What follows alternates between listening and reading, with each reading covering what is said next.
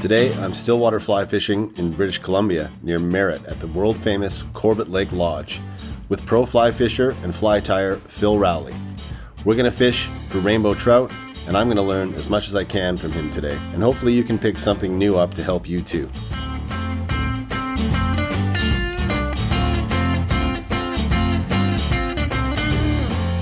So we moved up to the other end of the lake. The wind has picked up in the afternoon, and these shoals are so vast and expansive, the fish could be anywhere on them, and if you anchor in one spot, you're just fishing that one little area. And if the fish move out of there, you're not catching fish anymore.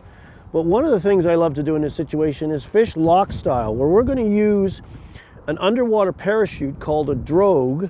We're going to deploy, it's going to be like a drag chute on the upwind side of the boat, and it's going to slow and control our drift, because in stillwater fishing, it's about boat control. You know, when you're trolling, you can control the boat by how you move the motor. I don't like to troll because I like to cast and work the fly. But the other problem I have with trolling is you drive through the water first and then your flies follow. And of course, in shallow, clear water like this, that can spook the fish. With Loch-style, we are being pushed downwind. I am casting and retrieving like I would from an anchored position. But the Drogue is controlling the boat, so I can focus on my presentation and catch fish, and I get to cover the entire shoal, just not a portion of it, as I would with an anchor. So anchoring, trolling, Loch-style, it's all a form of boat control. So we're going to set this up and drift and cast, floating line, mayfly nymph, because we're fishing kind of shallow. You can indicator fish if it's a light wind as well, and we'll see if we can get some fish this way and cover this entire expanse of water. So we're just deploying this over the side. We would fish out the same side as we would as if we were anchored. Try to untangle everything from the fly rods out of the way. So that goes over the side. There's clamps that hold this in place. I'm just going to reverse direction here. Start in the deep water, so by the time the Drogue is opened and deployed, I'm now drifting in control over the shallow shoal water I want to go in. This is a square kind of Drogue called a European 𝗛𝗟𝗪 𝗪𝗪. Usually have to go over to Europe, as the name would imply, England, places like that, to get one.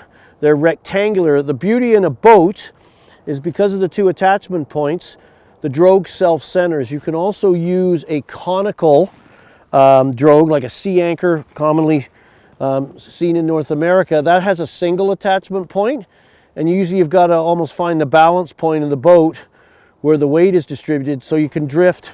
Again, the whole goal here is to drift downwind. Now, from a presentation perspective, you don't really need to make a long cast, particularly in the shallows, because as soon as my fly lands, I'm drifting onto it.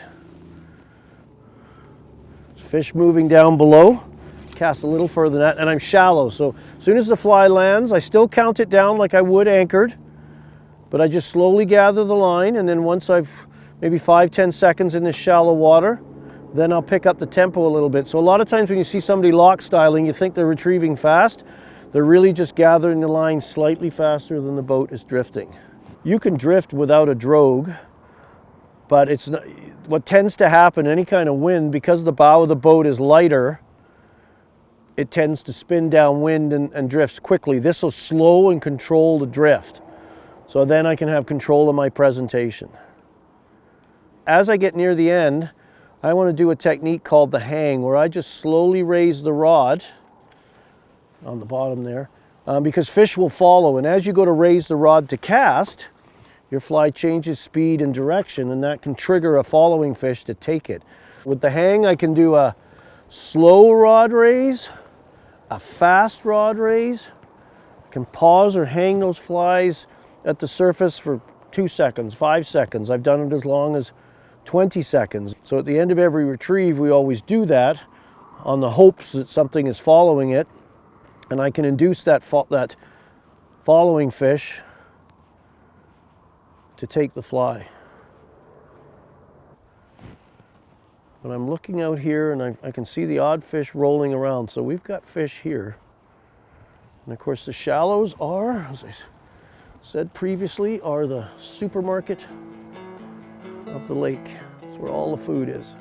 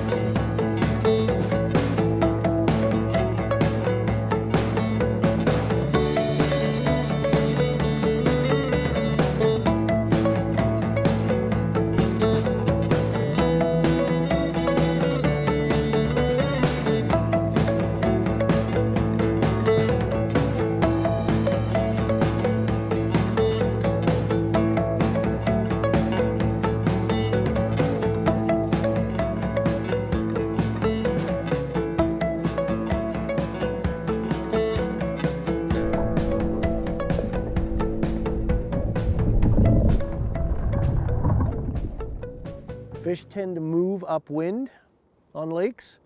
So when I see a fish rise, there's a pretty good chance it's going to be even closer. And because we don't have to use long casts here because it's so shallow, but we are drifting anyway, we're going to get there. So it's a great method for somebody who isn't, there we go, who isn't maybe as proficient in their casting. They don't have to bomb a cast out a long way. And you can even fish indicators. On a light breeze like today, I can cast the fly out, cast the indicators out and just gather line to stay in contact, pick it up and flop it out there again. So again, the beauty of this is I'm covering water, right? When fish are spread out over this whole shoal, it's all fishy. They could be anywhere, so I can fall, go all over the shoal and catch, expose my fly to more fish. And because the flies are preceding me, I'm not going to spook the fish. Beautiful little rainbow is resting in hand. And off he goes.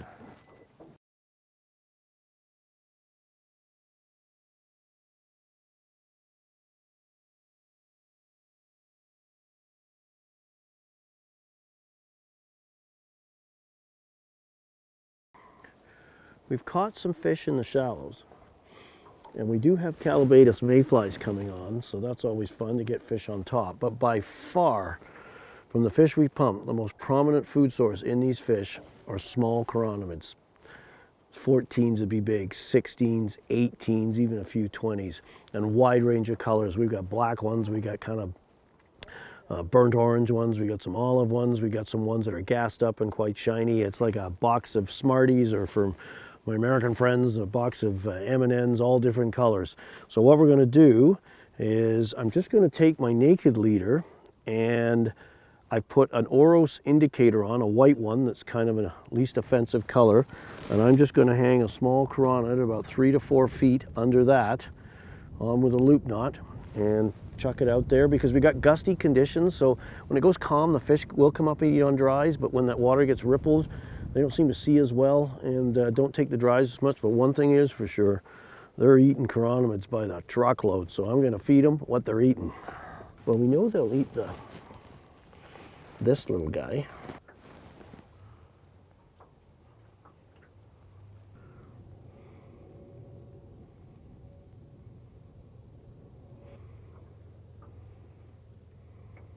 So I've got it's about a 16 2XL chironomid, and simply I'm matching the size, or maybe one size bigger, just stand out in the crowd a little more. If they get really selective, they may want exactly that size. So, but if they're not being selective, you can downsize, you can go one size under or one size over, and just make your flies a little bit different so they're easier to be found, catch more fish. It's not really playing hide and seek, it's about getting fish to eat your flies. I was born in England, and thankfully my parents let me go fishing with the neighbor, Peter Hopley, And we went down to, I think, Sefton Park. So in a lot of parks there are little lakes, ponds, and we were course fishing with maggots, and you'd catch the fish, keep them in a keep net and let them go at the end of the day. And we were fishing for things like roach and tench and bream and gudgeon, and the prize fish was a carp. And but I emigrated to Canada when I was 7, so the seed had already been planted. And when I moved to the Lower Mainland, the Greater Vancouver area, I was playing some hockey, and I had a friend of mine, Richard Linden, who he fly fished and was always trying to get me into fly fishing, and I kind of went, yeah, you know, at this point I was in my very early 20s. And my wife to be, we went camping on Vancouver Island and stayed at Cameron Lake, and was doing the trolling thing, and I think I got one tiny little fish the entire week. That we were sitting around our campfire one evening, and this guy walked through the campsite, almost in a creel, the hip boots on, waded out off to the shores of the lake, was fly fishing, was fish rising, and he started hooking up. He caught more fish in an hour and a half, 2 hours than I'd seen caught in the entire week. So I came all fired up. Okay, there's got to be something to this fly fishing. So I called my friend Richard up and said, okay, I'm in. And we fished the Skagit, and I hooked on dry flies, I can't believe it, 2 fish.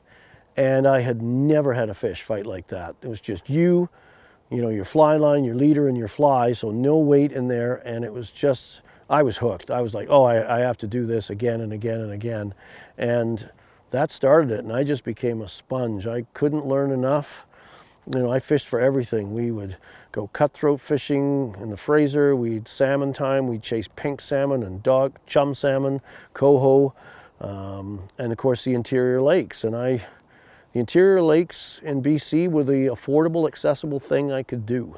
I was just, you know, fortunate enough to have opportunities like going on television shows and writing. I had already written my first book by then. I started writing when I was in the Ospreys, contributing to the newsletter, and I was fortunate enough to get published by actually American magazines before Canadian magazines, and just kept going and going and going, and started speaking to fly clubs, and was fortunate enough to do tying demonstrations at shows and do courses and all these different ways of expressing my passion for this sport. I now do this full time. I guide, I do seminars, I do hosted trips. I have fished all over North America, stillwater fish primarily. I love to fish other things as well. I have chased false albacore false albacore off the coast of Carolina. I love to Euro nymph on rivers and streams.